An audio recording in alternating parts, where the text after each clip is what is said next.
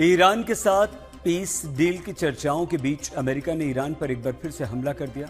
America ने Hormuz में ईरानी नौसेना के जहाज और ईरान के मिसाइल ठिकानों पर बॉम्ब बरसाए। शांति वार्ता के बीच ईरान के हमले के बाद एक बार फिर से महायुद्ध छिड़ने की पूरी संभावना है। अमेरिकी हमले के बाद ईरान के सुप्रीम लीडर मुश्तबा खामनेई ने इजराइल को दुनिया के नक्शे से मिटाने की धमकी दी। ईरान की धमकी का मतलब है महायुद्ध हुआ तो अब की बार ईरानी बारूद का विध्वंसक कहर इजराइल पर टूटेगा।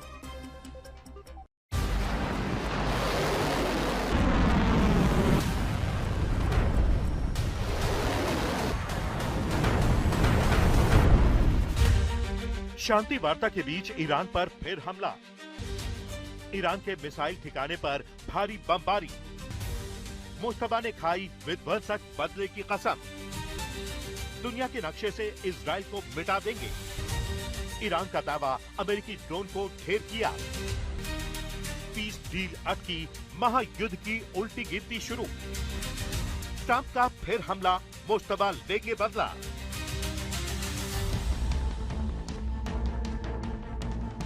अभी ईरान और अमेरिका के बीच पीस डील पर बात बनती, उससे पहले ही अमेरिकी राष्ट्रपति के आदेश पर ईरान पर एक बार फिर हमला शुरू हो गया।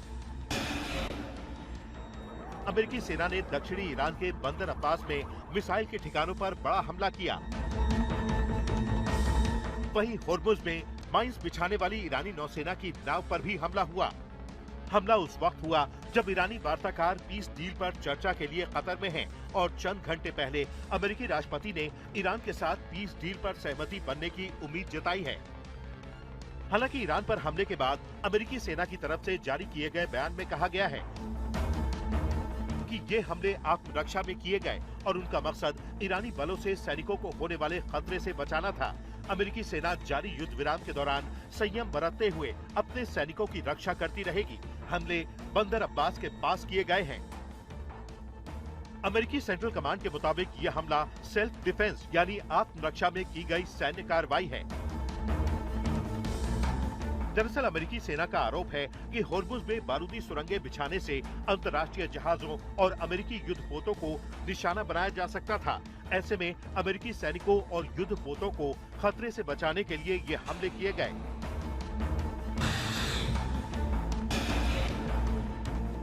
अमेरिकी हमले को ईरान ने इस युद्ध विराम का उल्लंघन बताते हुए जवाबी कार्रवाई की धमकी दी है। अमेरिकी आतंकवादी सेना ने ईरानी क्षेत्र में अपना आक्रामक रवैया जारी रखते हुए फारस की खाड़ी के जल क्षेत्र में घुसपैठ की है। ईरान के एयर डिफेंस सिस्टम ने सटीक खुफिया निगरानी के बाद पलटवार करते हुए अमेरिका के एक MQ-9 रीपर ड्रोन को रोका और मार गिराया। ईरानी सेना ने अमेरिका के एक RQ-4 ग्लोबल हॉक निगरानी ड्रोन और एक घुसपैठ करने वाले F-35 supersonic stealth strike fighter पर भी गोलीबारी की, जिससे उन्हें भागने और ईरानी एयर स्पेस छोड़ने के लिए मजबूर होना पड़ा। अमेरिका का अपना दावा है और ईरान का अपना। ईरान की माने तो अमेरिकी सेना की हिमाकत का माकूल जवाब दे दिया गया है।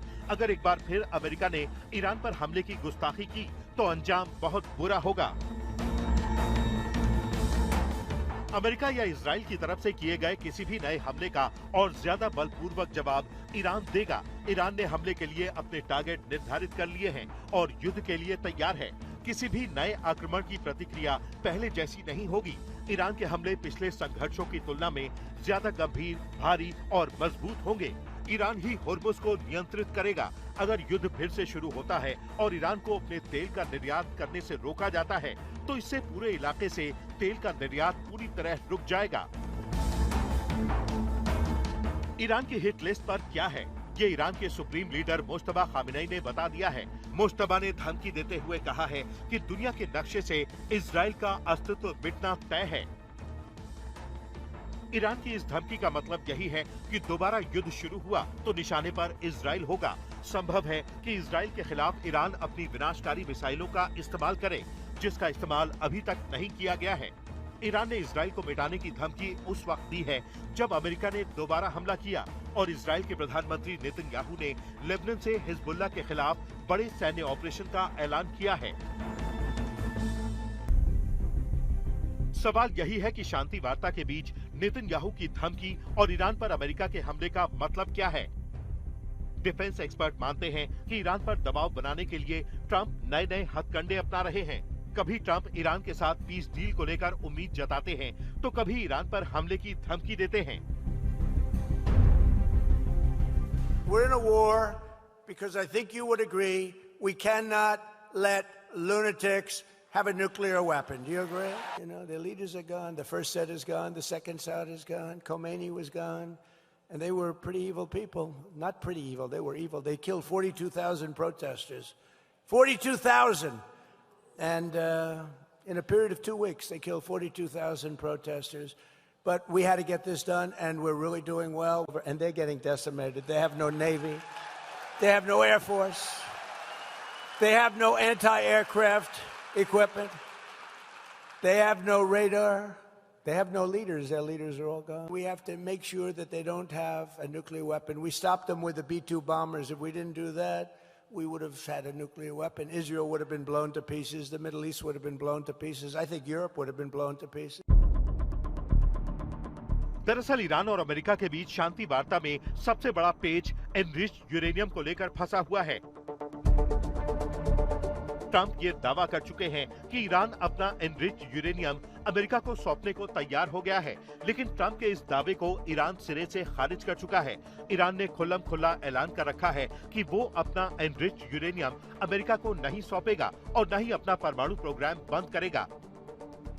ईरान की संसद की राष्ट्रीय सुरक्षा और विदेश नीति समिति के प्रमुख इब्राहिम अजीजी के मुताबिक समझौता तभी होगा जब अमेरिका ईरान की 5 शर्तों को मानेगा। अजीजी के मुताबिक ईरान की मुख्य मांगों में लेबनान समेत सभी मोर्चों पर युद्ध खत्म करना, दोबारा हमला न होने की गारंटी देना, नौसैनिक नाकेबंदी हटाना, हुर्मुज पर ईरानी सिस्टम को स्वीकार करना, ऑयल प्रतिबंध हटाना और ईरान की जब्त की गई प्रॉपर्टी को वापस करना शामिल है। ईरान ने अपने परमाणु प्रोग्राम को शांति वार्ता से दूर रखा है, जबकि अमेरिका का पूरा फोकस ईरान के परमाणु प्रोग्राम के इर्द गिर्द घूम रहा है। ट्रंप ने social media site truth social पर लिखा है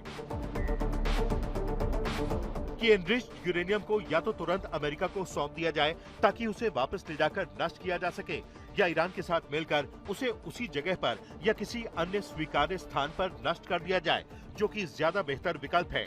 इस पूरी प्रक्रिया और घटना के गवाह के तौर पर परमाणु ऊर्जा आयोग या उसके समकक्ष कोई संस्था मौजूद रहेगी। मतलब साफ है कि ट्रंप बार बार ईरान पर एनरिच्ड यूरेनियम सौंपने का दबाव बना रहे हैं।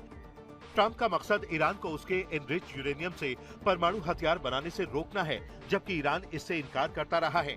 दोनों मुल्कों के बीच शांति वार्ता इसी मुद्दे पर अटकी हुई है।